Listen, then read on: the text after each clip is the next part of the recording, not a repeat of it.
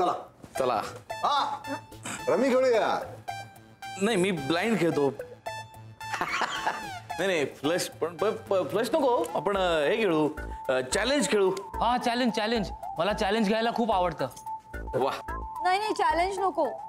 Challenge मध्ये ना राणी असून सुद्धा सत्ती सांगतात, खोटं बोलतात आणि मला नाही आवडत खोटारडेपणा.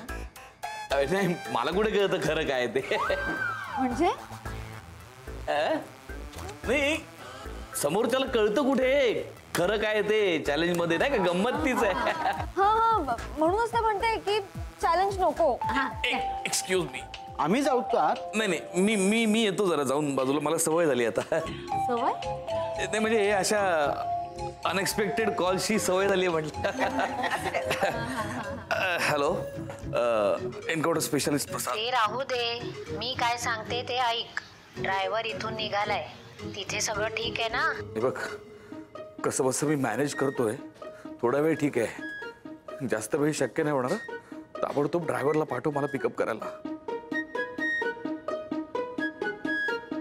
अहो कोणाचा फोन होता हो? हे माझ्या सिनियरचा. काय डाव काय हो तुमचा?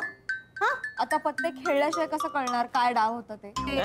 बरोबर. सुरू करा डाव सुरू करा.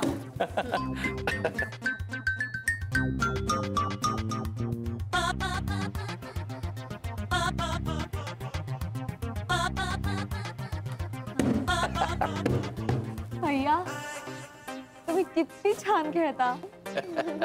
मी म्हटलं होतं ना बाई, तसं काही नाहीये. काय गो? नाही काही नाही काही नाही. हा घ्या रागा. अरे वा. मग हा घ्या माझा एक्का.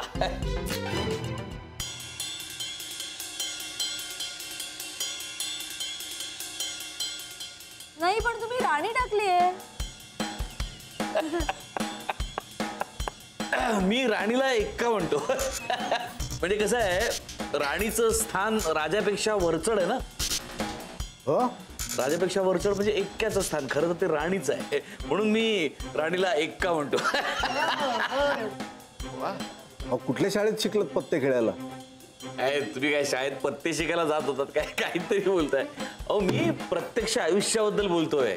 जे स्त्री ही कायम पुरुषापेक्षा वरचढ असते, श्रेष्ठ असते. प्रत्येक यशस्वी पुरुषाच्या मागे कोण असतं? एक स्त्री असते. तशा तुमच्या मागे आपल्या लता मामी आहेत. काय मामी? राणी राजापेक्षा वरचढ नाही का? हो अगदी बरोबर. चला चला तुम्ही पटपट खेळा. त्यांना जायचंय नंतर एन्काउंटरला. हो चला. एक्सक्यूज मी आलोच. Hello encounter. मी आई बोलतीये. ड्रायव्हर बाहेर आला असेल. हे काय अजून खाल्लं नाही ना? आता तूच समजूत काढ बाई तिची. अगदी आपल्या आजोबांसारखी हट्टी आहे. त्यांनी नाही त्या बाईला आणून ठेवली माझ्या डोक्यावर मिऱ्या वाटायला, तशी ही हट्टी. ते पोहे राहू दे. मी तुझ्यासाठी काय आणलं सांग? पिझ्झा. पिझ्झा एक्स्ट्रा चीज आहे ना? ते नाही माहिती, पण कुणी आणला विचार? Delivery boy. नाही, श्रीने आणलाय. बरं आता लता सांगशील का श्री कोणतो? नुपूर आता नवीन उखाणा तयार कर. मी नाही. अगं बाई तुला शोभेल असाच मुलगा आलाय. शेफ आहे, सुरेख आहे, म्हणजे त्याच्या चेहऱ्यावर सुद्धा हुशारी दिसते अशी. नाही पण आज मला कोणालाच बघायचं नाहीये. अगं राणी असं काय करते? भाजी इकडे इकडे. असं काय करतेस बाळा? मला तर वाटतं तुझ्या लग्नाला उशीर होतोय ना, याचा अर्थ तुझ्यासाठी खूप छान स्थळ येणार आहे. होकार नकार तर काही चालूच राहतात ना ग काकू. होकार नकार होतात म्हणून नाही काही. मी केलेली तयारी वाया जाईल की काय म्हणून वाईट वाटतंय मला. तुला काय वाटतं? तूच एकटी तयारी करते तुझ्या लग्नाची? अगं आम्ही सुद्धा तयारी करतोय बाई. मी तर अशी मिरवणार आहे काकू म्हणून तुझ्या लग्नात. एकदा बघून घे ना मुलाला. काकू सुद्धा हळवी झाली आहे का? टॉवर उभा राहणार आहे ना. टावर उभा राहील तेव्हा उभा राहील.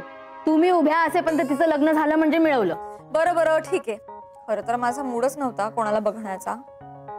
पण आता तुम्ही इतकं सांगताय तर ठीक आहे, बघेन मी मुलगा. चला बरं झालं ऐकलं बाई ना.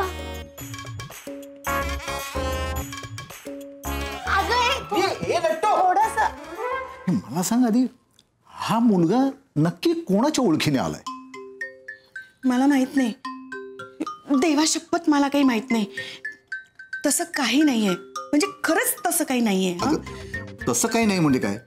म्हणजे हा मुलगा लता वहिनींना खूप आवडलाय. चिडू नको पण ऐक, पण नुपूरसाठी आवडलाय. मला वाटतं ना हा बाईसाहेबांच्या ओळखीचा आहे, आणि हा जर बाईसाहेबांच्या ओळखीचा असेल ना तर मला अजिबात मान्य नाहीये. बघ ना कसं गुलगुलू बोलतायत ते. घे ना पाणी घे. हो. वय काय? 28. ईश्वर, तुमचं नाही, तुमच्या बाबांचं. 60. अय्या, मी 55. हे स्थळ बाईसाहेबांकडनं जरी आलेलं असलं ना तरी हा मुलगा लता वहिनीला फक्त नुपूरसाठी आवडलाय. एवढं शैला, तू का परत परत तेच इकडचं तिकडचं करून का असं बोलतेस ग तू? जाऊ दे बाबा, तू माझ्याकडे लक्ष देऊ नकोस, परत गोंधळ व्हायचा काहीतरी. दादा नक्कीसाठी स्थळ आलंय. आता आता आपलं पाखरू आपल्या घरट्यातून असं बुरुकन उडून जाणार. पाखरू पिंजऱ्यात ठेव. मला सांग, हे स्थळ आणलंय कोणी इथे?